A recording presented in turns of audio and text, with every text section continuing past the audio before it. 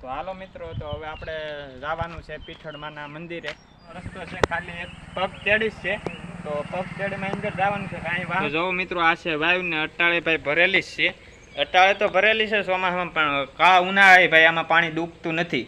Plan છે કે ભાઈ આપણે માતાજીના આશરે બેહી અને એકવાર આપણે અહીંયા ખાવું છે. કેમ તો હાલો મિત્રો, તો હવે આપણે જવાનું છે પીઠળમાના મંદિરે, પીઠળમાના દર્શન કરવા.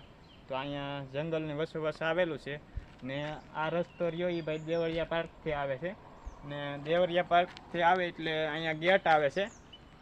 અહીં ગેટ આવે છે ને ગેટની આ બાજુ થોડુંક અહીં ધજા આવે છે, માતાજીની ધજા છે ને અહીંથી ભાઈ જવાય છે મંદિરના દર્શન કરીએ અને તમને પણ કરાવીએ.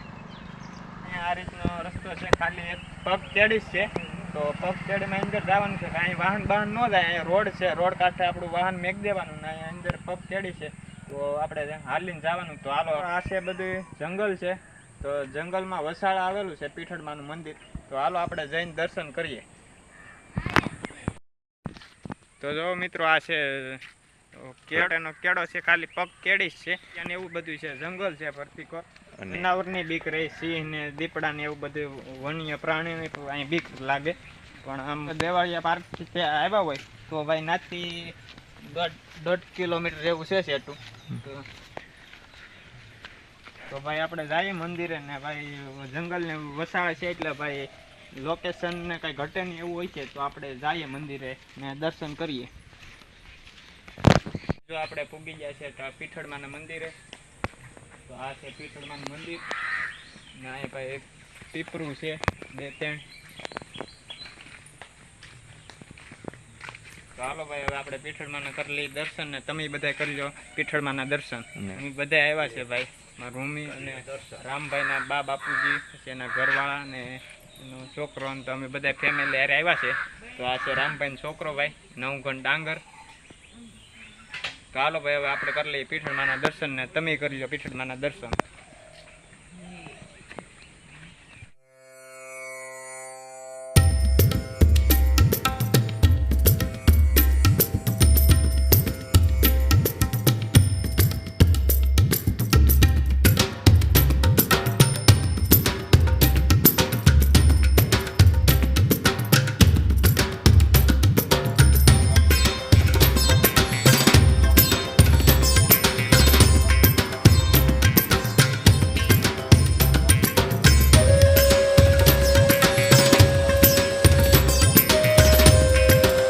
આપણે તો કરી લીધા છે દર્શન, પણ કરી લો ભાઈ દર્શન બધાય. નામ છે લખેલું આઈશ્રી પીઠળ ધામ સાંડબેડા નેસ. તો ભાઈ અહીંયા પેલા નેસ હતો ને અહીંયા બધું જૂનો કવો ને ભાઈ ઓવેડો ને એવું બધું છે અટાળે. તો એમાં અટાળે કવામાં ભાઈ ઉનાળાનું પાણી ન ડૂબતું, અટાળે તો હોય પણ ઉનાળામાં ન ડૂબતું એમ. ને ભાઈ અહીંયા માનતાઓ ને એવું બધું ઉતરે છે, તો અહીંયા બધું વાસણ ને એવું બધું રાખેલું છે મિત્રો. અહીંયા ભાઈ છોકરાઓને બધી માનતા અહીંયા ઉતરે છે, તો એના ફોટા ને એવું બધું અહીંયા જોવો રાખેલું જ છે. દીકરા ન હોય અને માતાજી તો દીકરા દે છે ને પછી માનતા ઉતારે છે, તો અહીંયા ફોટા મેકતા જાય છે. તો અહીંયા ભાઈ કોઈ માનતા ઉતારવા આવે છે તો અહીંયા ભાઈ વાસણ ને એવું બધું રાખેલું છે. તો જો અહીંયા વાસણ ને એવું બધું છે ભાઈ, કોઈ ન હોય તો અહીંયા કાંટો ને એવું બધું રાખેલું છે ભાઈ. વાસણ ને એવું બધું અહીંયા છે રાખેલું, માનતા ઉતારવા આવે તો જો મિત્રો, આ છે કાંટો. તો અહીંયા નાના છોકરાને માનતા હોય કઈ તોડવાની હાકર કે, તો એ બધું અહીંયા થાય છે, કાંટો રાખેલો જ છે. તો અહીંયા છોકરાને વજન કરી શકે ભાઈ. બંધ કરી દીધું છે ભાઈ.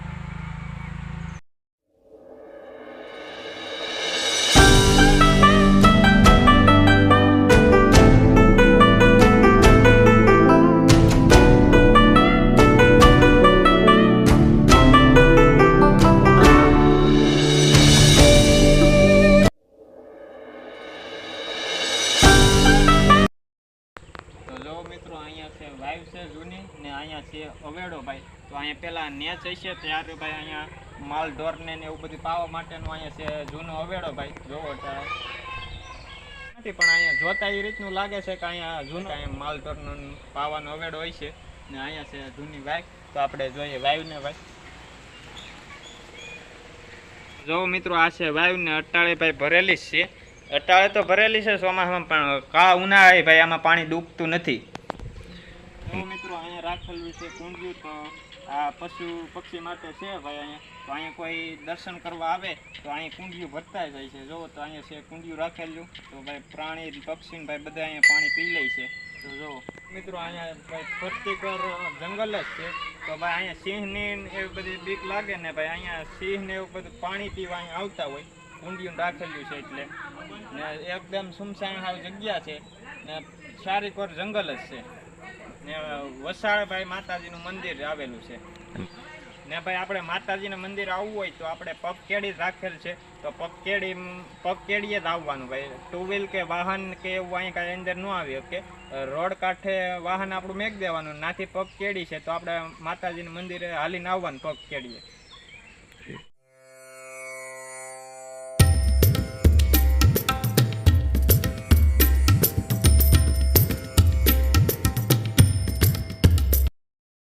તો ભાઈ આપણને જોયા પ્રમાણે હતું એ પ્રમાણે કીધું, તો હવે થોડુંક આપણે રામભાઈને પૂછી લઈએ. તો થોડુંક રામભાઈ કહે આપણને. તો ભાઈ આનું એવું છે માતાજીનું, કેમ કે આપણને પણ બહુ ઇતિહાસની તો ખબર નથી, પણ જે રાજભા ગઢવીને અને એમાં બધે આપણે જોતા હોઈએ એમાં એવું કહે છે કે ભાઈ અહીંયા સાંડબેડા નામનું એક ઝાડવું હતું. તો એ નીચે જ અહીંયા એક ઝાડવું છે ભાઈ, તો એ ઝાડવા નીચે જ માતાજી અટાણે બેઠા છે. તો અહીંયા ભાઈ એકદમ સુમસામ જગ્યા છે અને બહુ મજા આવે એવું છે, અને માતાજીનું હાસ પણ એવું છે. આપણે તો ભાઈ અહીંયા બહુ આવીએ જ છીએ, કેમ કે જઈએ ટાઈમ હોય તો એ આપણે એકવાર માતાજીના દર્શન કરવા આવીએ છીએ. લગભગ મહિના 15 દીમાં એકવાર તો આવીએ જ છીએ ભાઈ. અને આપણે ત્યાં કોઈ મહેમાન આવે તો એને પણ આપણે અહીંયા આજ શિવભાઈ આવ્યા તો એને પણ આપણે અહીંયા દર્શન કરાવવા લઈ આવ્યો, કેમ કે ભાઈ માતાજીના ખાલી દર્શન કરી લઈએ તો પણ બસ છે. એ ભાઈ અહીંયા બહુ જોરદાર મજા આવે. જો ભાઈ અટાણે તો આ બધી લીલી વનરાઈ થવા માંડી છે, અને એકવાર ભાઈ આપણો એવો પ્લાન છે કે ગમે તે આવીને આપણે એવી કંઈ માનતા કે માતાજીની નથી, પણ આપણે એવો શોખથી એવો એક પ્લાન છે કે ભાઈ આપણે માતાજીના આશરે બેસી અને એકવાર આપણે અહીંયા ખાવું છે. કેમ કે અહીંયા બધી સુવિધા છે. જોવો ભાઈ ઠામ વાસણની સુવિધા છે, અહીંયા ચૂલા પણ છે, અને ત્યાં બધું ભાઈ લાપસી ને એવું માતાજીને આવીને બનાવી અને માતાજીને જાળી અને ખાવાની ભાઈ એકદમ જોરદાર મજા આવે. આવા જો ગોળ જંગલની વસોવસ છે, અને એકદમ ભાઈ કાંઈ ન પૂછો વાત તમે, અહીંને તો કઈ રીતે અમે બતાવી શકીએ કે માતાજીના આશરે તો ભાઈ એકદમ જોરદાર મજા જ આવે. તો અહીંયા ભાઈ જોવો જૂનું પહેલાં ગામ જ હતું. જો આ બધી ખાંભીઓ હોત છે, જે કાંઈ જૂના જમાનાના માણસો અહીંયા રહેતા હોય છે ભાઈ. એ પ્રમાણે આપણે એવું ઘણી વખત મેં તમને કીધું એમ રાજભા પાસેથી ને રાજભા કઈ ઘણી વખત પ્રોગ્રામમાં ને બધે બોલતા હોય. બાકી લાંબાની ઇતિહાસની માતાજીની બહુ કાંઈ ખબર તો નથી, પણ એટલી ખબર છે કે અહીંયા જૂનો પહેલાં નેહ હતો ને એ કાંઈ જે તે સમયે કાંઈ જે બન્યું હોય બીજે રહેવા ગયા હોય કે બધાય શું હોય, પણ હજી બધાય ભાઈ માણસો આવે છે બહુ માતાજીના દર્શન કરવા, અને એકદમ જોરદાર મજા આવે છે. બસ ભાઈ તો આ હતું બધું માતાજીનું. અને ભાઈ ગમે તે જો તમે દેવળિયા પાર્ક ફરવા આવતા હો તો ત્યાંથી એક્ઝેક્ટ ભાઈ ત્યાંથી આપણે આ સાસણ બાજુ હાલીએ એટલે એક ગેટ આવે, બીજો ગેટ આવે. ત્યાં આપણે તમને ખબર હોય તો રાવણા ને એવું બધું ઘણા માણસો વેચતા હોય. એ ગેટથી ભાઈ થોડુંક જ દેવળિયા પાર્ક બાજુ છે, અને જમણી સાઈડમાં આવતા ભાઈ જોવો એટલે ત્યાં ધજાયું ને એવું બધું બાંધેલું દેખાય છે, અને ત્યાંથી ભાઈ પગ કેળી જાય છે.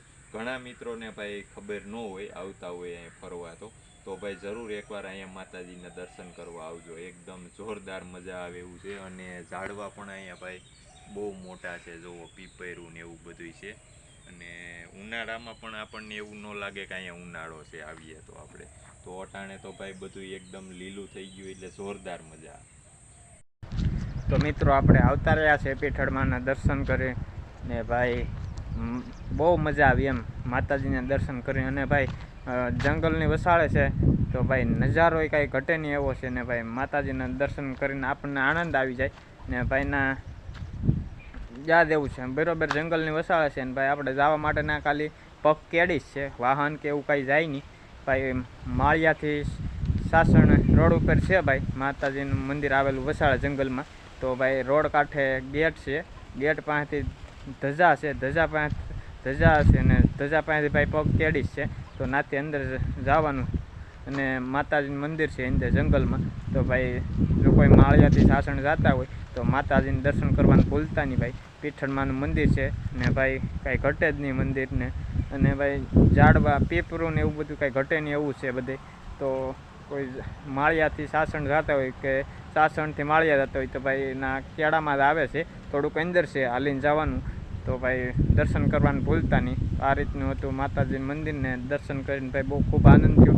તો ભાઈ હવે આપણે વિડીયો અહીંયા પૂરો કરીએ. તો વિડીયો તમને સારો લાગ્યો હોય તો લાઇક કરો, શેર કરો, અમારી ચેનલમાં ન હોય તો ચેનલને સબસ્ક્રાઈબ કરો. તો મળીએ નવા બ્લોગ સાથે. ત્યાં સુધી બધાને જય માતાજી, મહાદેવ, રામ રામ, ને ભાઈ કોમેન્ટમાં પીઠળમાં લખવાનું ભૂલતા નહીં. તો આવજો, બાય.